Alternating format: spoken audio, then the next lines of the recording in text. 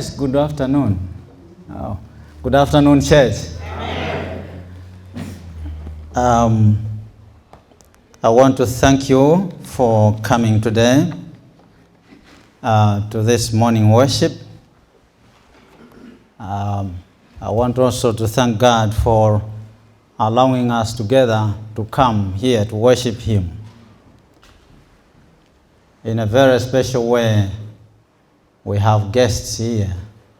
Thank you for coming. Pastor Mazengera, we worked together in Malawi for some time before I came here. This afternoon, I would say it's not a sermon, but a presentation. If I was to do justice, I would spend about an hour on this presentation because it needs me to have that time to finish it. But however, I know we are time conscious, so I'll try to cut this and that so that I can accommodate every one of us. I have entitled this sermon, though it's not a sermon, Dead but Alive. Dead but alive. Let us pray. Father, we thank you so much for every moment we gather together. You have something to say to us. Would you come down here and speak to us? In Jesus' name, amen. So I'll need your interaction at one point. Be free to respond to what I say. At times we can pass what we call mixed or confusing messages to people or to other people. For example, if I said, Mr. Kumwenda, can you give me $100, please? $100. What are you going to give me? I'm saying $100. What are you going to give me? 200. Oh, 200? But I said what? 1. And I showed what? 2. You see? So we call these mixed messages. Because he doesn't know what to do. Should I say 2 or should I say what he says or what he has done? So we call them mixed messages.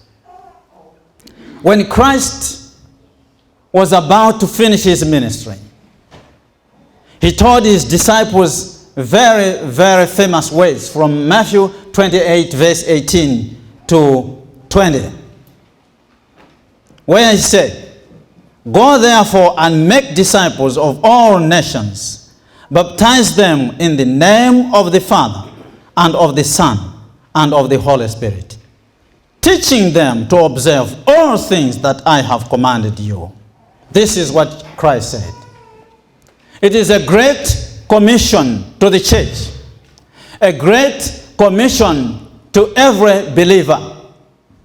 But usually we concentrate on go, therefore, and teach. But I want to emphasize a little bit on baptizing, because it is part of the Great Commission. Go and teach them, make disciples, and baptize them. Now, baptizing is a mandate, whether we like it or we do not. But we are supposed to baptize people. That's the commission of the church. So we have to baptize people. In the book of Ephesians, chapter 4, verse 5, it says, "One Lord, one faith, and one baptism." One Lord, one faith, and one baptism. The Bible is clear. It's not prophetic. It says one Lord is one. One is one. One is never two. And there's only one faith. No matter we have so many faiths, and we have only one baptism. Not two, not three. It's one. It's biblical. Now when he said, go therefore and make disciples and baptize them, he had only one baptism that everybody has to go through. The definition of the word baptism comes from the word baptize, which is a verb. The word baptize is not an English name, so to say, as probably we can remember back home in Malawi. We call those mawindo. Mawindo awo. Waturukira pa window. But in the actual Chichewa, it's not mawindo. It's mazenera. Zenera is window. The word window is a borrowed name from English. It's not a Chichewa name, but it has been Chewarized anyway. It's okay. We understand when you say pa window. Likewise, the word baptize is a borrowed name. It's a borrowed word. It's a borrowed verb from the word bapto, which is a Greek word. Now, when they were translating, instead of literal translation, they said, they just took it as it is. So they said baptize. The true meaning of the word baptize, I've said it's a presentation, I'm sorry for that. It simply means to immerse or to dip something under the water, or to cover it under the water, to put that thing under the water. If you put something under the water, it means you are baptizing it, according to the literal translation of the word. In the New Testament, the verb to baptize is used to refer to baptizing by immersion, period, full stop. It doesn't mean anything else. It simply means immersion, as it is in Matthew chapter 3, verse 6. We read that John baptized in the river Jordan and in Ainon river of Salem, because there was much water. Maybe I should read that one. John 3, verse 23. John 3, verse 23. It says, and John also was baptizing in the Ainon near to Salem, because there was much water there, and they came and were baptized. Baptism involves much water. Why? Because you have to immerse that thing completely covered by water. If it is not completely covered, it is not baptized. It is not immersed. I hope you understand that. The fact that we are Adventists, we do understand that. Only immersion requires much baptism. John immersed Jesus Christ in River Jordan. He baptized Jesus in the Jordan River. After the baptism of Jesus Christ, he came out of the water. That means he was in the water. Okay? The apostolic church, the church run by the apostles, left by Jesus Christ to continue going and making disciples, were also immersing when they said baptizing or baptizing people. The early church from which we come from, they were baptizing by immersion, putting something under the water. If you can remember Philip, the evangelist, he met an Ethiopian eunuch, and they both went into the water, and he baptized the eunuch. Acts chapter 8, verse 38 and 39. Baptism, as we have read in Matthew chapter 28, verse 18 to 20, It said, go therefore. Other Bible translations, they use the word teach all people, all nations. Teach. Now, prior to baptism, there must be some kind of teaching. Do you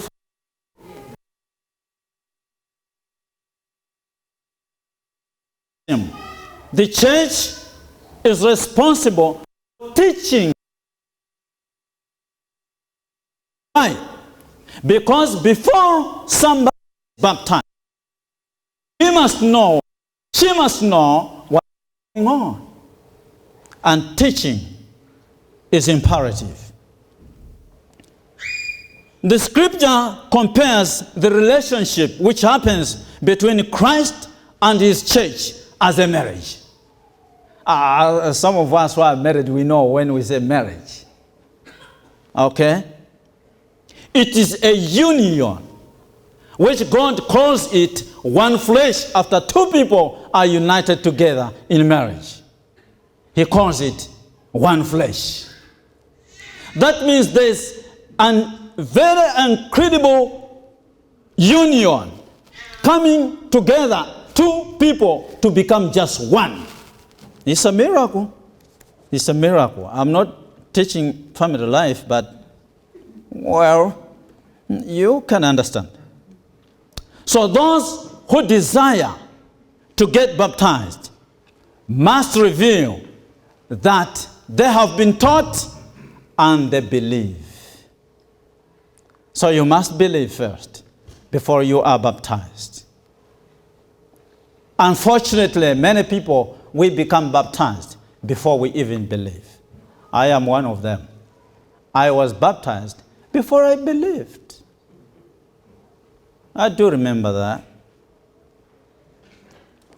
So there must be baptism. A teaching. And then when you are taught, you have to believe the message given to you.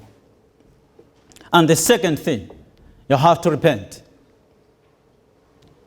If you read Acts chapter 2, verse 37, 38, when Peter was preaching, people came to him and said, what shall we do?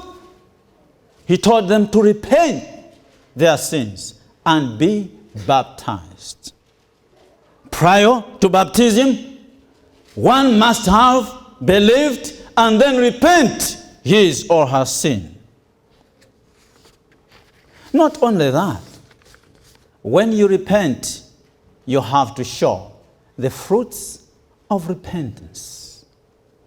A short description or definition of repent is simply turning away from your usual position.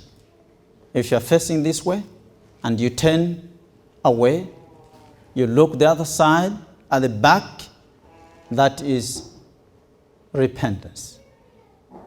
You completely look the opposite side of your life.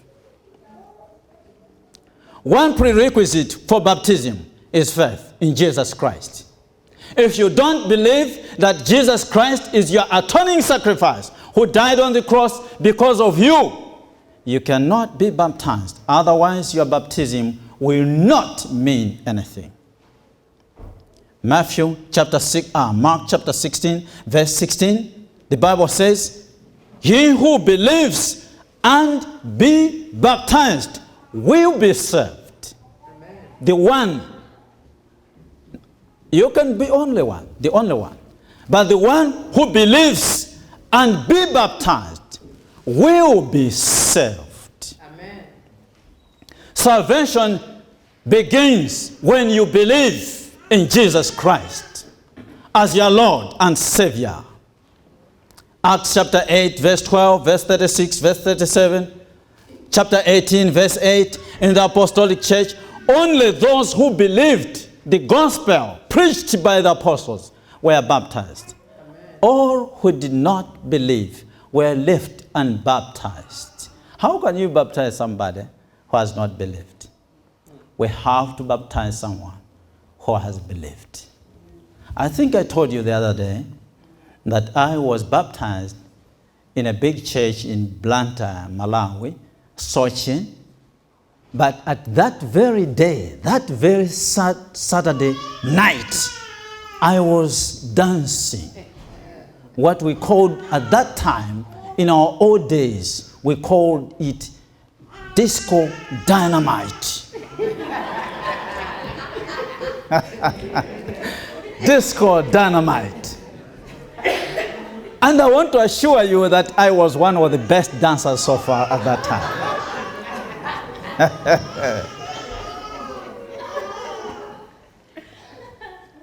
But things should not be that way.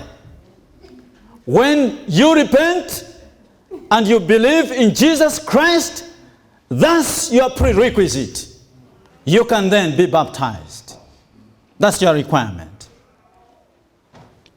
Repent and let every one of you be, the moment you just believe, if you just believe, whether it is a day or two or after a year, but if you just believe, get baptized. Some don't want to be baptized. You should be in class, yet it is wrong. The moment you believe, ask for baptism. Ask for baptism. Peter said, instructions in God's word produce not only faith, but also repentance and conversion. Amen. We have so many people unconverted in church. Why? They don't know the meaning of baptism. And that is what I want to explain to you, so that each one of us should not make a mistake when he is or she is baptized. In response to God's call, people should see their lost condition. When a message is preached to you, first of all, you have to look at yourself and see that you are lost. Amen. It is only a lost person who asks, where should I go? Amen. You don't even want to see Jesus Christ if you are not lost. Only lost people can seek for a salvation. Amen. To Jesus Christ. Amen. And he says here, 1, confess your sinfulness. Kuvomereza. Don't beat about the bush. Just say straight, I am lost. I'm a sinner in need of grace. Amen. Submit yourself to God. Amen. Complete submission. Surrender all to Jesus Christ. Amen. Everything. Repent your sin and accept that Jesus died. Not because of that one, not because of for that one, but because of you. Amen. Without conversion, they cannot enter into personal relationship with Christ. And you can't make Christ your friend and remain the same. Never. Yeah, you can be a friend to me. Nothing is going to change. But if you make the same. And that's why you have to go to baptism, because Christ will change you. It's automatic. Amen. It's automatic. Only through repentance can they experience death to sin. Oh, Romans chapter 6. Romans chapter 6. I'll read verse 1. That was read by Sibu. Yeah, these are my babies. Yeah. I started teaching these babies when they were just born. Yeah. I remember going to youth camp with Donna when she was about only 2 years. I took her to the camp, to the youth camp. She was 2 years young. I would just carry her here. Yeah. But today she's my mama. I say, praise God. Listen what the Bible says. Romans chapter 6 verse 1. What shall we say then? Shall we continue to sin that grace may abound? We are dealing with Romans this quarter. And the Bible here says, should we continue to sin so that grace should abound? Should increase? So that Christ should continue giving us grace? You know how Christians do? We continuously live in sin. Why? Some even say, because Christ died for us. So I can sin as many times as I can, and Christ is going to give me grace as many times as he can. But look at verse 2. The Bible says, God forbid. God forbid. How shall we, that we are dead to sin, live any longer therein?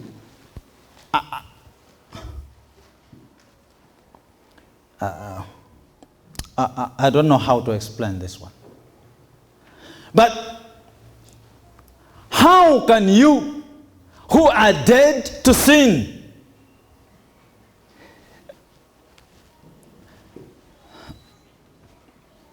okay, I'm trying to see, how can you as Christians who are dead to sin live therein? Means living in sin. It's not just a one-time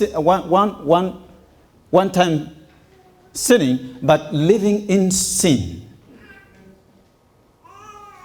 You are just comfortable with that. You do it. It's your habit. It's your nature. You have chosen to do that, to go that route. Here we say route. Back home we say route. Here is route. You have chosen, no matter how many times you go to church, to live in sin. So Paul says, how can we, who are dead to sin, continue living therein, in the sin? How can we do that? How can we do that? Those who desire to be baptized must profess their faith and experience repentance. But unless they also bring forth the fruits worthy of repentance, Amen, they are not Christians at all. You know, if you are not a Christian, there's no half Christian. If there's half Christian, you are not a Christian.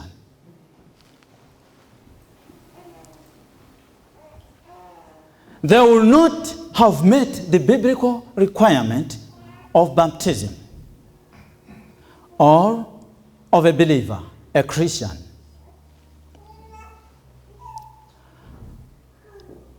Their lives ought to demonstrate their commitment to the truth they have received. Amen. I am a living testimony. Nothing that brought me to this church but truth. Amen. You see, I was a Muslim at one point. I was a Jehovah's Witness at one point.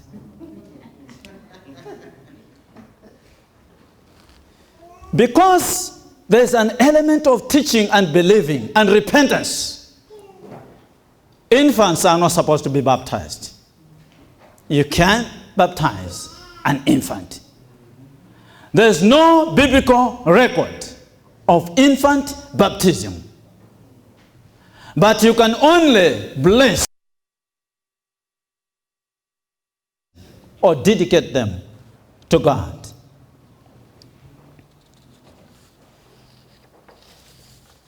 What is the meaning of baptism?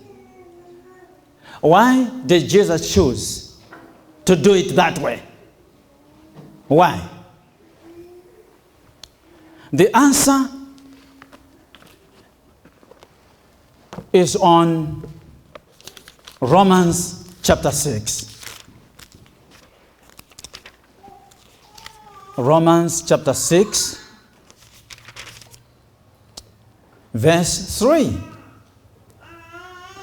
Know ye not that so many of us, as were baptized into Jesus Christ, were baptized into his death?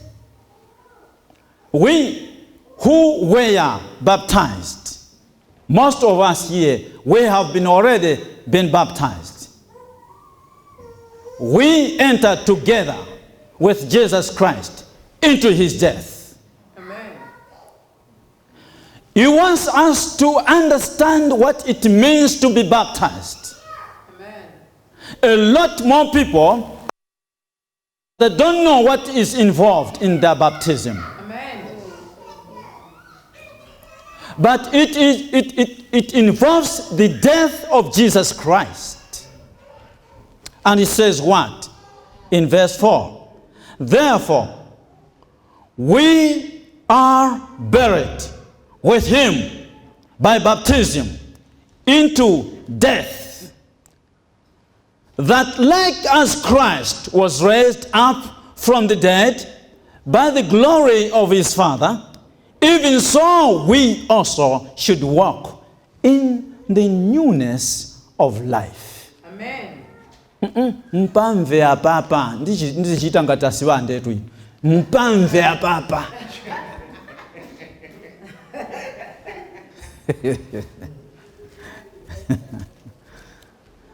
So baptism, according to Jesus Christ, we enter with him in death. That's why he says dead to sin. We are dead to sin, not physical death, but dead to sin.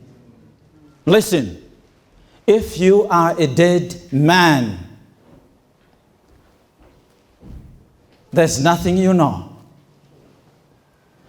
You can't commit adultery anymore. You stop right there. You can't curse people. You can't. You can't hate anybody. You can't use your money. You can't, literally nothing that you can do. Helpless person. That's why people can kick you, can do anything you don't even know. They will take you to the graveyard you don't even know. People will be speaking, they will be gossiping, but you know nothing. Dead to sin means you can't live in sin any longer. You stop it right there.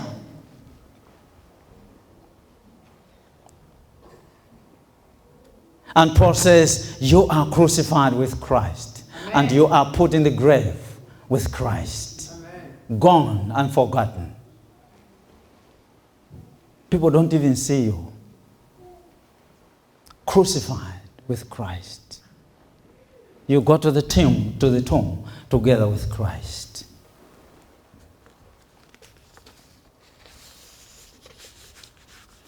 A dead person cannot be a lover of himself. He can't even boast. He can't accuse other people falsely. He can't even steal. He stops right there. And people say, if he's dead, what else are we going to do? Whether you love him or you don't love him, you are forced to take that guy to the grave. Back home, then we start crying. You know how we cry? I'll go with him. I'll go with him to the grave.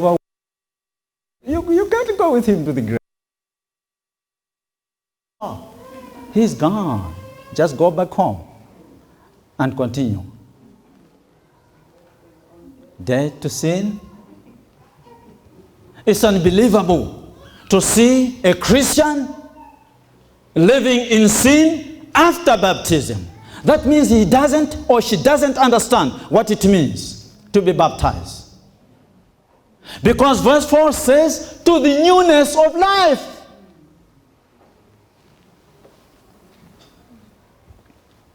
If somebody is dead, the best thing you can do is to take him to the grave.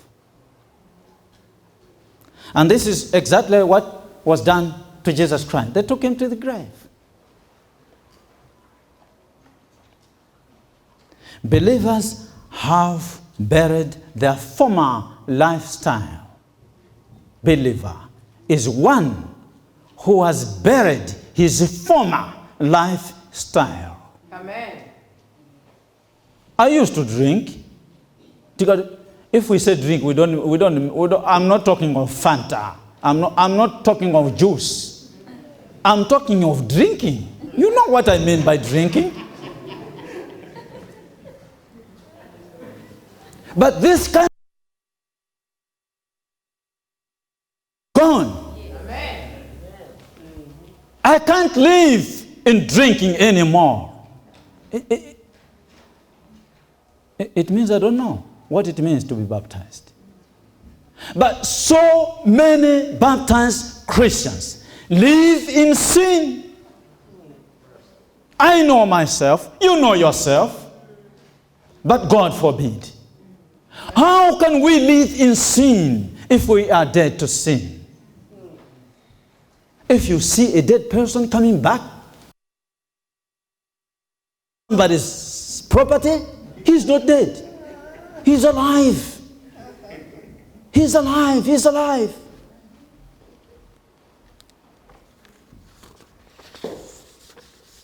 Paul, he says, we resurrect together with Christ. Amen. Into the newness of life. Amen. All the old things have passed away. Oh, behold, they are new. It is this newness of life that demonstrates that he or she is a believer in Christ Jesus. Amen. Paul said in Philippians chapter 1, verse 21, he said, for to me to live is Christ, and to die is gain. Did you get that? Amen. To live is who? Christ. And to die is what? Gain. Many people have heard some sermons that talk about to die is gain. But look at the first one first. To live is what? Christ. To Paul, just to have life that day, just to have life that day, that was Christ. In his mind, nothing comes in. He gets out of his bed, is Christ. You know, when Adam and Eve, creatures, the first man to be created, when he was created, the first thing he saw was God. When God just breathed in him, when he opened his eyes, he saw God first, nothing else. Paul says, for to me, to live is Christ. To a believer, to live should be Christ. Because to die is gain, you haven't gained yet. Okay? You haven't gained yet. There's something that we gain after living with Christ. Most people focus on the second part of the verse and contemplate the joys of heaven. But we should not overlook what comes before that. The importance of the phrase, to live is Christ, cannot be overstated. In all honesty, this phrase should be central to everybody, especially Adventists. Should be central. To live is Christ. In this statement, The Apostle Paul is saying that everything he has tried to be, everything he is, and everything he looked forward to being pointed to Jesus Christ. Everything. You remember the sanctuary? Every detail of the sanctuary was pointing to Christ. To Paul, everything that he had, he looked forward to Christ, nothing else. Dead, but alive in Christ Jesus. From the time of Paul's conversion until his martyrdom, every move he made was aimed at advancing the knowledge of Christ, gospel, and his church. What do you have in mind when you go out there? Paul was always concentrating on the knowledge, the gospel, and the church. Paul's singular aim was to bring glory to Christ. Guys, we're here just to bring glory to God. Amen. People are cursing God. People can talk. Go into the internet and see how people talk about God. The language they use. We are there to uplift the cross of Jesus Christ. Paul's central message that he preached, every moment he is, everywhere, he would preach Christ and Christ crucified. To live is Christ. It means that we proclaim the gospel of Christ. Paul preached in synagogues. He preached in the riverside. Prison. He was preaching even if he was a prisoner. A prisoner preaching about Christ. Paul, he knew that to live is Christ. He brought the message of sacrifice of Jesus Christ to kings, soldiers, statesmen, priests, philosophers, Jews, Gentiles, men, women, young, old, to everybody regardless of who they were. Jesus Christ was his central part of his life. Amen. To live is Christ. It means to imitate the example of Christ. Just be Christ, because he is the example of every single believer, Jesus Christ. Everything that Jesus did and said, we should also do the same. Paul is an example to us. The church benefited from Paul because he was a godly example. That's why he said, if you want to see anybody else, look at me. I am your example. Amen. What would Jesus do in this case? That was his question. Don't just go into the shop and you start looking at things without having Jesus Christ in your mind. You can buy anything if you want to do that. Okay? Even when you want to text somebody. Ask yourself, if Jesus wanted to text somebody, can he text what you are texting? Amen.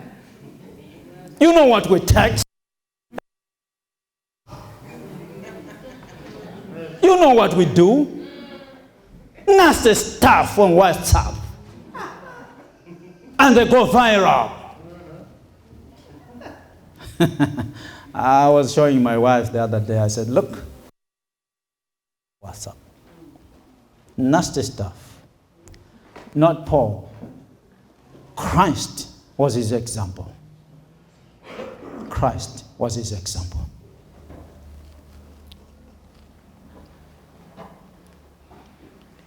It means we are pursuing the knowledge of Christ.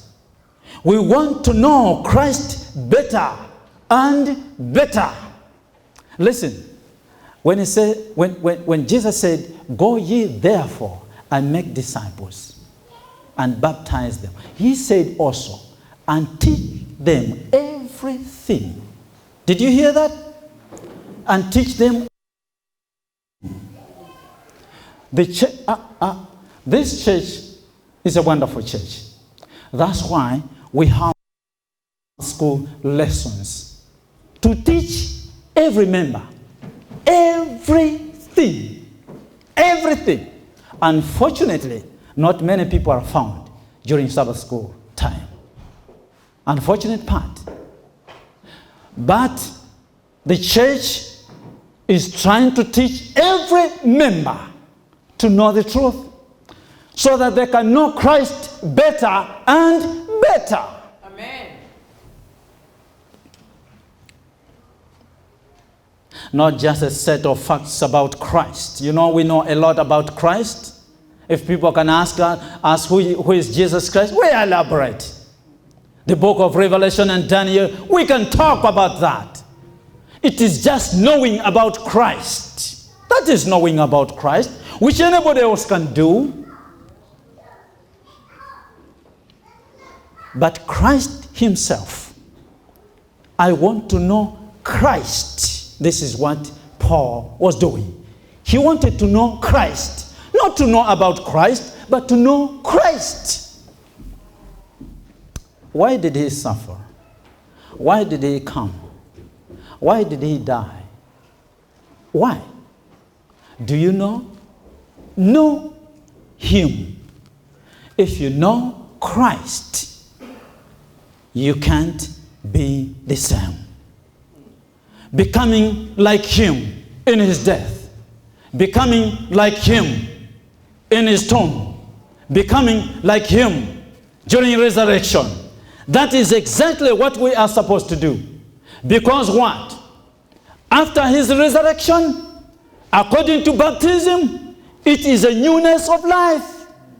One who has been baptized must live in life. If you are living in sin, you don't know what it means to have grace from Jesus Christ. Amen. And you don't know what it means that Jesus died for you on the cross. Paul wanted everybody to understand about that. To live is Christ. That means that we are willing to give up everything that prevents us from having Christ.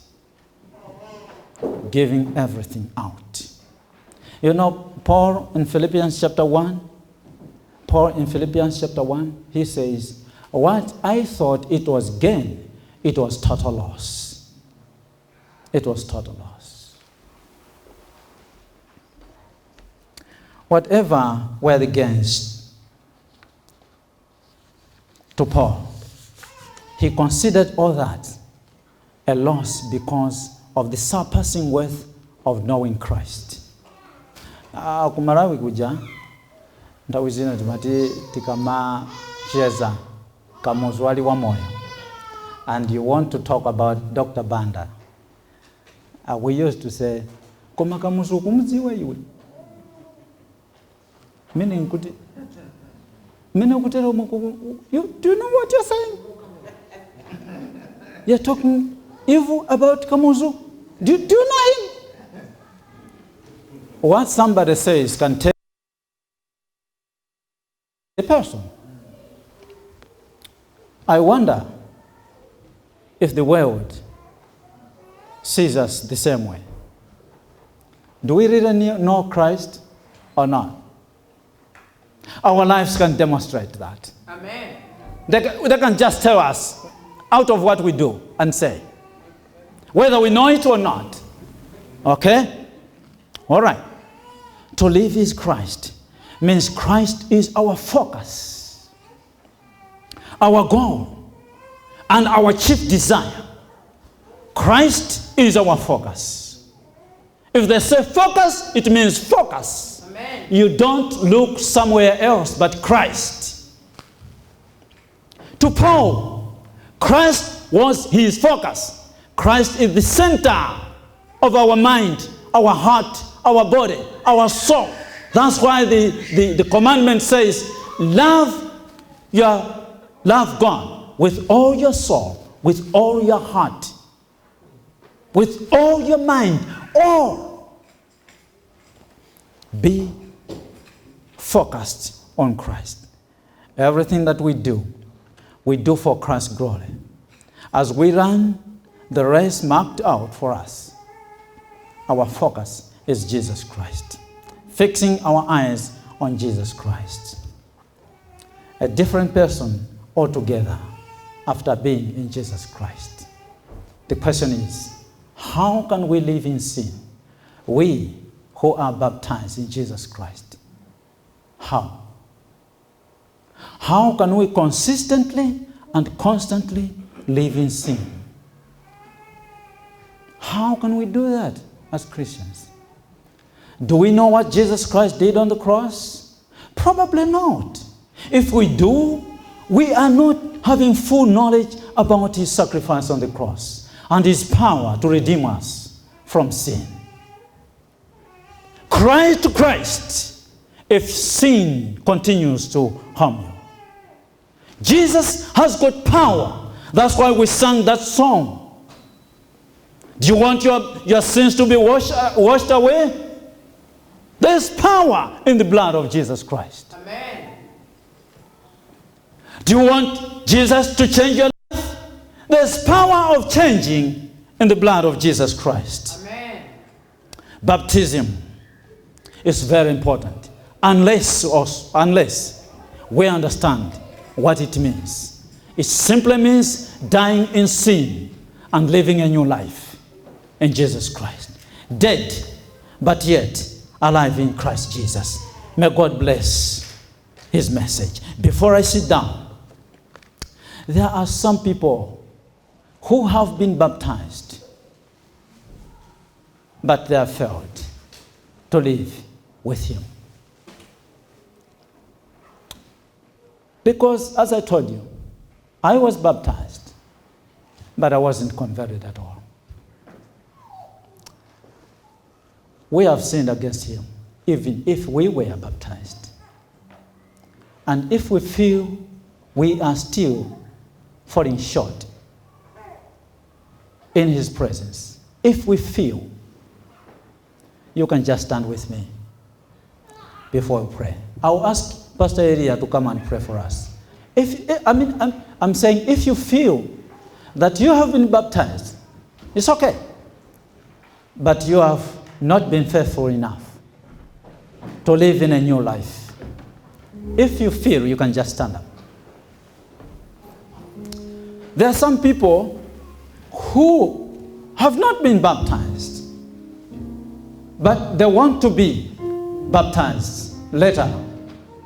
If there are some people who have not been baptized, the baptism of Jesus Christ, but they want to in future, let me ask them to come in front here. Our pastor is going to pray for us so that God can grant us his grace till that day of baptism. Those who have not been baptized, but they want to be baptized in future, let them come in front here. Do you understand what I'm saying? Those who have never been baptized, but they want to be baptized in future, they can come in front here. Pastor Elia.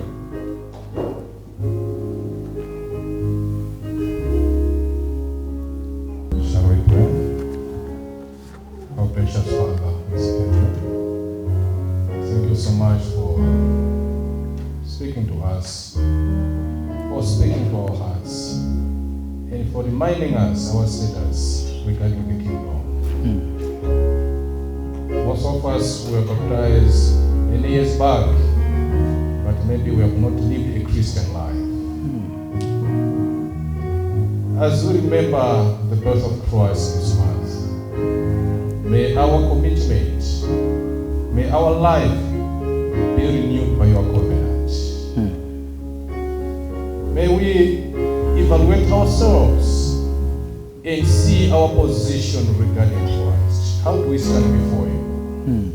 If you are to come this month, what will be our judgment before your kingdom? How do we demonstrate our Christian life to the outside world? What do people say about us as Christians? We can talk about Christianity but not living a Christian life. Help us, Father, to walk the talk May we become true ambassadors of the kingdom. Wherever we are, whether in class, whether at work, may people see Christ in us. Yes. Father, thank you so much that the message has come at the right time and you have spoken to each one of us. This message is not about those people, the message is about us. May this message change our lifestyle, the way we see other people, the way we talk about others, so that we can truly live a true Christian life. Amen. May your love be with Malawi Church. May your love be demonstrated among us, the way we relate with one another. So that when you come on that day, yes, Father, you can truly emerge into the kingdom of promises. Yes. Thank you for Pastor Soko, who you have used to bring the message forward. May this church be blessed with that ministry. And as we plan to come next week for another revival, may Father dismiss us with your blessings. Let's pray. Amen.